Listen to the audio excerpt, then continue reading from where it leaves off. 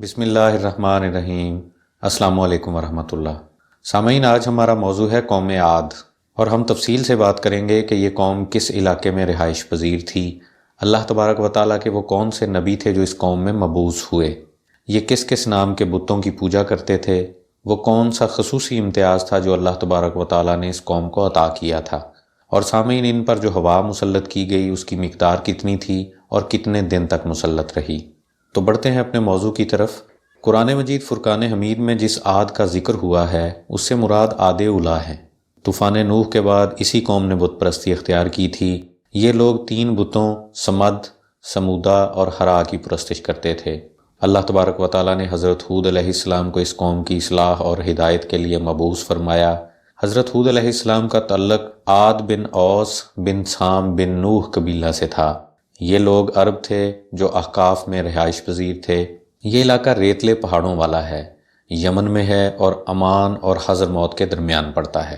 یہ سرزمین سمندر کے بہت قریب ہے جسے لوگ الشہر کہتے ہیں۔ جس وادی میں قوم ہود رہائش پذیر تھی اس وادی کا نام مغیث بتایا جاتا ہے۔ اس قوم کا خصوصی امتیاز یہ تھا کہ یہ مضبوط اور اونچے ستونوں والے گھروں میں رہتے تھے جن کی مثال دنیا میں کہیں نہیں تھی، اور ایسی شان و شوکت کا کوئی اور قبیلہ موجود نہیں تھا۔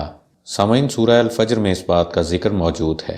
حضرت ہود علیہ السلام مسلسل اس قوم کو تبلیغ فرماتے رہے، لیکن یہ قوم انتہائی ہٹ دھرمی سے کفر پر ڈٹی رہی اور حضرت ہود علیہ السلام سے یہ کہتے رہے کہ تم تو ہمارے پاس کوئی دلیل لے کر نہیں آئے، اب ہم تمہارے کہنے سے تو اپنے خداؤں کی پوجا نہیں چھوڑیں گے، ہم تجھ پر ایمان نہیں لائیں گے، بلکہ ہم تو یہ کہتے ہیں کہ ہمارے خداؤں نے تجھے کسی ذہنی خلل میں ڈال دیا ہے۔ سورہ ہود کی آیت 53 اور 54 میں اس بات کا ذکر موجود ہے۔ سامعین، سورہ الشعراء میں بھی اس قوم کا ذکر موجود ہے۔ آخرکار قوم عاد نے اس حد تک کہہ دیا کہ تم جس عذاب سے ہمیں ڈراتے ہو وہ لے آؤ۔ امام محمد بن اسحاق اور دیگر مفسرین کرام فرماتے ہیں کہ جب قوم عاد کے لوگ اللہ تبارک و تعالیٰ کے وجود کے انکار میں حد سے گزر گئے تو اللہ تبارک و تعالیٰ نے 3 سال تک انہیں قحط میں مبتلا کیے رکھا۔ اس زمانے میں جب لوگوں کو کوئی مشکل پیش آتی تو اللہ تبارک و تعالیٰ سے اس مشکل سے نجات کے لیے درخواست کرتے تھے۔ وہ کعبۃ اللہ میں حاضر ہوتے اور اس کے وسیلے سے اپنے لیے آسانی کا سوال کرتے۔ یہ اس دور کے لوگوں کا عام طریقہ تھا۔ عمالقہ قبیلہ کے لوگ حرم پاک کے نزدیک قیام پذیر تھے۔ یہ لوگ املیک بن لاوز بن سام بن حضرت نوح علیہ السلام کی پشت سے تھے۔ ان دنوں جو شخص قبیلے کا سردار تھا اس کا نام معاویہ بن بکر تھا۔ اس سردار کی والدہ کا تعلق قوم عاد سے تھا۔ اس بوڑھی عورت کا نام جلحظہ تھا جو عاد کے ایک شخص خیبری کی بیٹی تھی۔ قوم عاد نے تقریباً 70 آدمیوں پر مشتمل ایک وفد حرم پاک کو بھیجا تاکہ وہ اللہ تعالیٰ کے گھر کے وسیلہ سے بارش کی دعا کریں۔ وفد کا گزر معاویہ بن بکر سے ہوا جو مکہ مکرمہ کی جگہ ٹھہرا ہوا تھا۔ یہ لوگ یہاں اترے اور 1 مہینے تک یہاں ٹھہرے رہے۔ معاویہ کے پاس ان کا قیام کچھ زیادہ ہی طول پکڑ گیا، لیکن وہ مارے شرم کے انہیں واپسی کا تو نہ کہہ سکے، لیکن معاویہ نے چند اشعار پیش کیے جن میں انہیں واپسی کی تلقین کر دی۔ معاویہ نے یہ اشعار اپنی 100 لونڈیوں کو دیے کہ وہ انہیں وفد کے سامنے گائیں۔ جب انہوں نے یہ شعر سنے تو اٹھے اور حرم پاک گئے اور اپنی قوم کے لیے دعا کی، اور اللہ تبارک و تعالیٰ نے 3 بادل ظاہر کیے، ایک کا رنگ سفید، دوسرے کا سرخ اور تیسرے کا رنگ سیاہ تھا۔ پھر آسمان سے آواز آئی، ان میں سے اپنے لیے ایک رنگ کے بادل کا انتخاب کر لو۔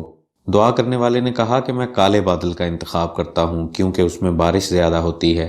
پھر آواز آئی، تو نے نہایت جلی ہوئی راہ کا انتخاب کیا، عاد کی قوم کا کوئی فرد نہیں بچے گا، سب فنا ہوں گے، نہ باپ بچے گا نہ بیٹا، تو نے تمام کے لیے ہلاکت مانگ لی ہے، ہاں بنی لوزیا اس قہر و غضب سے بچ جائیں گے۔ سامعین، بنی لوزیا کے لوگ بھی عاد کی نسل سے تھے اور مکہ مکرمہ کی جگہ مقیم تھے۔ یہ عذاب ان لوگوں پر مسلط نہیں ہوا۔ امام محمد بن اسحاق فرماتے ہیں کہ عاد کی قوم سے جتنے لوگ اس عذاب کی ہلاکت خیزی سے محفوظ رہے انہی کو عاد آخرہ کہا جاتا ہے۔ راوی کہتے ہیں کہ اللہ تبارک و تعالیٰ نے اس سیاہ بادل کو جسے دعا کرنے والے نے پسند کیا تھا اور جس میں ہلاکت اور بربادی تھی، قوم عاد کی طرف چلنے کا حکم دیا، حتیٰ کہ وہ اس وادی میں جا نکلا جس میں عاد کی قوم قیام پذیر تھی۔ جب لوگوں نے اس کالی گھٹا کو دیکھا تو بہت خوش ہوئے اور کہنے لگے، یہ بادل ہے، اب ہماری وادی پر موسلا دھار بارش ہوگی۔ اور سامعین، اللہ تبارک و تعالیٰ نے سورہ احقاف کی آیت نمبر 24 اور 25 میں اس کا جواب ارشاد فرمایا ہے، یعنی یہ وہ عذاب ہے جس کے آنے کی تمہیں جلدی تھی، یہ بادل نہیں کہ تمہاری وادی کو سیراب کرے، بلکہ یہ تو تند و تیز جھکڑ ہے جس میں دردناک عذاب کا سامان موجود ہے۔ یہ گھٹا جسے تم ابر رحمت سمجھ کر خوش ہو رہے ہو، تھوڑی ہی دیر میں ہر اس چیز کو نابود کر دے گی جس کی ہلاکت کے بارے میں امر خداوندی ہو چکا ہے۔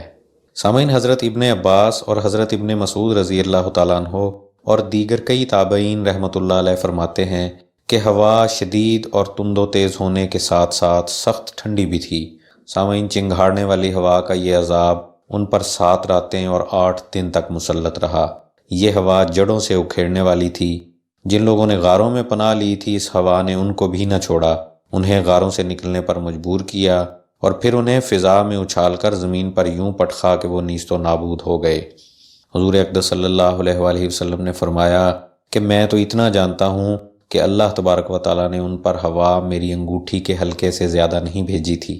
یہ ہوا جب دیہات کے لوگوں سے گزری تو انسانوں کو، ان کے جانوروں کو اور مال و متاع کو آسمان کے درمیان اٹھا لیا۔